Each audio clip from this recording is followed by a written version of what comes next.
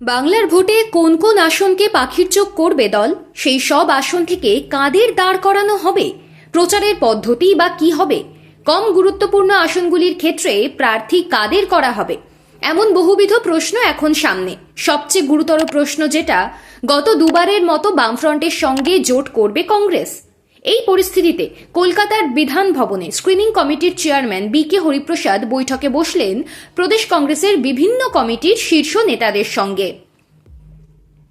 প্রথম একগুচ্ছ প্রশ্নের উত্তর অনেকটাই তৈরি করে ফেলল কংগ্রেস।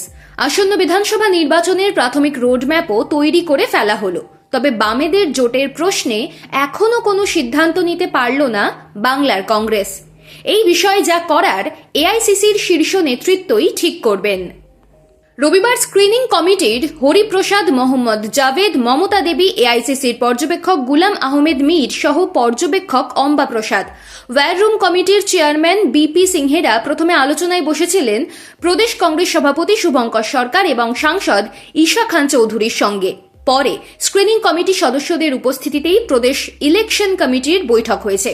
তাতে 294টি আসনকে 5টি ভাগে ভাগ করা হয়েছে। রাজ্যের জেলাগুলিকে প্রেসিডেন্সি, মেদিনীপুর, বর্ধমান, মালদহ ও জলপাইগুড়ি এই 5টি অঞ্চলে ভাগ করে বিধানসভা আসন ধরে ধরে প্রস্তুতি শুরু করার সিদ্ধান্ত হয়েছে। এটাই ছিল প্রদেশ কংগ্রেসের নির্বাচন কমিটির প্রথম বৈঠক। 5 ভাগে ভেঙে কমিটির সদস্যদের দায়িত্ব দেওয়া হয়েছে। তাদের এই মাসের 30 তারিখের মধ্যে প্রথম রিপোর্ট দিতে হবে। কোন অঞ্চলে সংগঠন কতটা জোরদার তা জানাতে হবে এই 5টি অঞ্চলের দায়িত্ব পাওয়া সদস্যদের। পরবর্তী পদক্ষেপ সেই মতো ঠিক করবে প্রদেশ কংগ্রেস। হাতে আর সময় নেই, তাই দ্রুত প্রার্থী বাছাইয়ের কাজও শেষ করতে চায় প্রদেশ কংগ্রেস। জেলা সভাপতিদের পাঠানো যে তালিকা হাতে এসেছে তা নিয়েও চর্চা শুরু হয়েছে। তবে একটা ব্যাপারে নিজেদের অবস্থান স্পষ্ট করে দিতে চেয়েছে কংগ্রেস।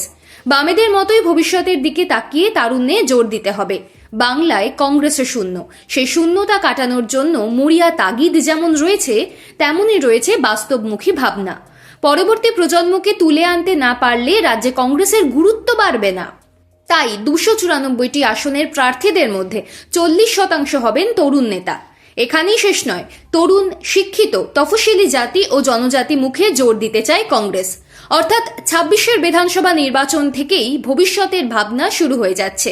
সাংগঠনিকভাবে কমজোরি হয়ে পড়লেও বাংলার কংগ্রেসে তরুণ মুখের অভাব নেই। তাঁদের সামনের সারিতে তুলে আনার চেষ্টা করা হবে এবার। বামেদের সঙ্গে জোট নিয়ে বল গড়ানোর কাজ শুরু হবে কিনা তা নিয়ে এখনো একমত হতে পারেনি কংগ্রেস। ওই বৈঠকে বাংলার প্রবীণ নেতারা বলেছেন, রাজ্যে একা লড়াই করার শক্তি তাঁদের কতটা আছে তা ভেবে নিয়েই এগোনো উচিত। বাস্তব পরিস্থিতি বুঝে নিয়েই জোটের কথা ভাবতে হবে। কংগ্রেসের সঙ্গে জোট করতে সিপিআইএমও নিজের থেকে পদক্ষেপ করবে কিনা তা কেন্দ্রীয় কমিটির 3 বৈঠকেই সিদ্ধান্ত হয়ে গিয়েছে। কংগ্রেস কি ভাবছে, তারা জোট নিয়ে কতটা আগ্রহী তা বুঝে নিতে আলিমুদ্দিনের উপরেই দায়িত্ব ছেড়েছে কেন্দ্রীয় কমিটি। প্রদেশ কংগ্রেস এখনো নিজেদের জোট ভাবনা স্পষ্ট করার মতো জায়গাতে পৌঁছাতে পারেনি। নির্বাচন প্রস্তুতির এই বৈঠকে কংগ্রেসের সিনিয়র নেতা অধীর চৌধুরী ছিলেন না। হাওড়ায় এক সভার কারণে তিনি উপস্থিত থাকতে পারেননি।